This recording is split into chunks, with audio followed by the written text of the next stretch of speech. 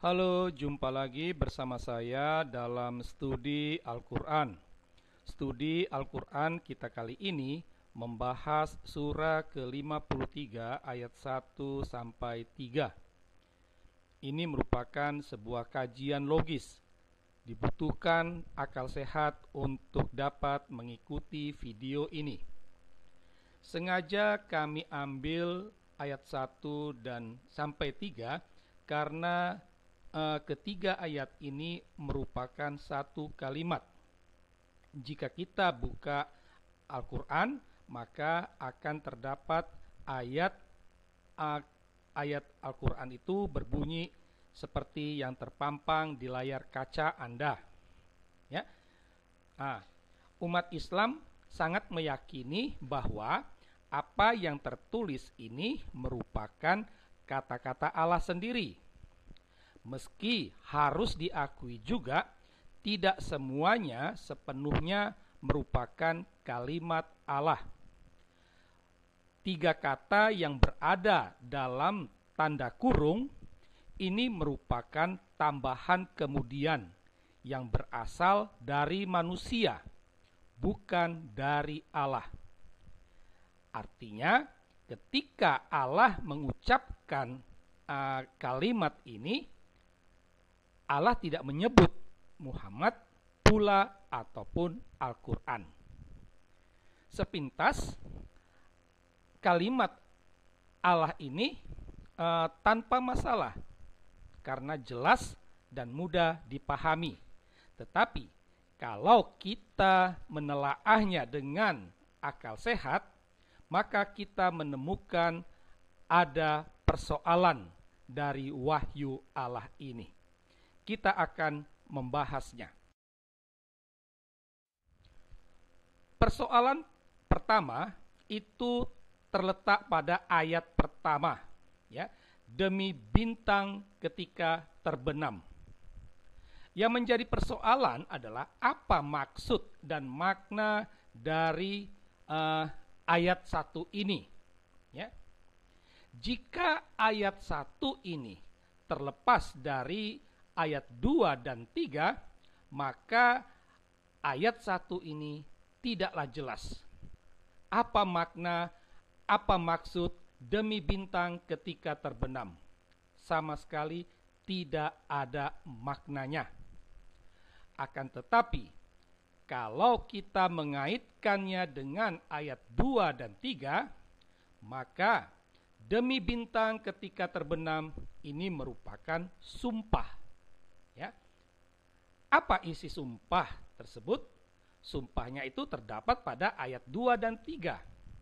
Bahwa Muhammad tidak sesat dan tidak keliru. Yang diucapkan Muhammad bukan dari keinginannya sendiri. Nah, sekilas tidak ada masalah, ya. Namun kalau kita gunakan nalar akal sehat, maka akan muncul pertanyaan, ya. Kenapa Allah harus bersumpah? Kenapa hanya untuk meyakinkan Muhammad tidak sesat dan tidak keliru, Allah sampai bersumpah? Bukankah ini merendahkan derajat Allah?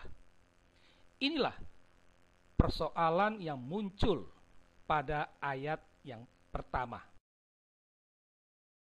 Sekarang kita akan melihat persoalan yang kedua yang terletak pada kata kawanmu, ya, yang ada pada ayat 1, ayat 2.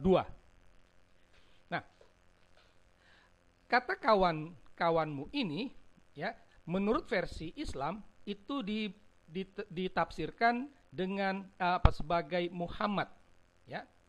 Maka tidak heran dalam kitab Al-Quran ada kata Muhammad dalam tanda kurung setelah kata kawanmu, ya. Ini jamak kita jumpai dalam ayat-ayat Al-Quran, ya. Misalnya dalam surah Al-Baqarah, surah 98, surah 57, surah 21, bahkan dalam surah yang kita bahas ini juga terdapat dalam ayat 10, ayat 13 dan ayat 17 ya. Jadi ada kata Muhammad sesudah hambanya atau sesudah kepadamu atau sesudah utusan Allah, rasulnya, gitu. Dan biasanya kata Muhammad dalam tanda kurung itu dilihat sebagai pengganti atau penerang kata yang ada di depannya. Jadi ini versi Islam, ya, versi Islam, tafsiran Islam bahwa kawanmu itu dimaksudkan dengan Muhammad, ya. Tetapi apakah benar secara logika? Tentu, ya, tentu tafsiran bahwa kawanmu itu ditafsir sebagai Muhammad ini jelas bertentangan dengan nalar akal sehat dan tidak sesuai dengan konteksnya, ya. Konteks wahyu Allah itu adalah Allah berbicara kepada Muhammad, ya, ini konteksnya. Karena hanya Muhammad sebagai penerima wahyu. Jadi waktu itu Allah berkata kepada Muhammad, kawanmu tidak sesat dan tidak keliru. Saya buat perbandingan. Saya berbicara dengan Anda. Lalu saya katakan, kawanmu tidak sesat dan tidak keliru. Apakah kawanmu itu adalah Anda? Jelas bukan, ya. Kawanmu adalah kawan Anda, sosok lain selain Anda. Nah, demikian juga dalam hal kalimat Allah ini, ketika Allah berkata kawanmu tidak sesat dan tidak keliru, kawanmu itu bukanlah Muhammad, melainkan kawan Muhammad, sosok lain selain Muhammad. Karena itu, tafsiran Islam bahwa kawanmu itu adalah Muhammad jelas-jelas salah, ya, salah. Versi logis, ya, atau tafsiran logis itu kawanmu itu adalah kawan Muhammad. Jadi yang tidak sesat dan tidak keliru bukan Muhammad, tetapi kawan Muhammad. Itu, ya. Jadi ini persoalan yang kedua. Nah, setelah kita melihat persoalan yang muncul dalam surah ke-53 ayat 1 dan 3, kita sampai pada kesimpulan, ya. Jika surah ke-53 ayat 1 dan sampai 3 ini merupakan wahyu Allah, maka harus dikatakan wahyu Allah ini tidaklah jelas. Praktis, ya, pernyataan ini bertentangan dengan wahyu Allah sendiri yang mengatakan wahyunya adalah jelas. Ketidakjelasan wahyu Allah ini mau menunjukkan bahwa wahyu Allah tidaklah sempurna, ya, padahal Allah sudah mengatakan Al-Quran adalah kitab yang sempurna. Jadi kembali muncul pertentangan dalam dirinya sendiri.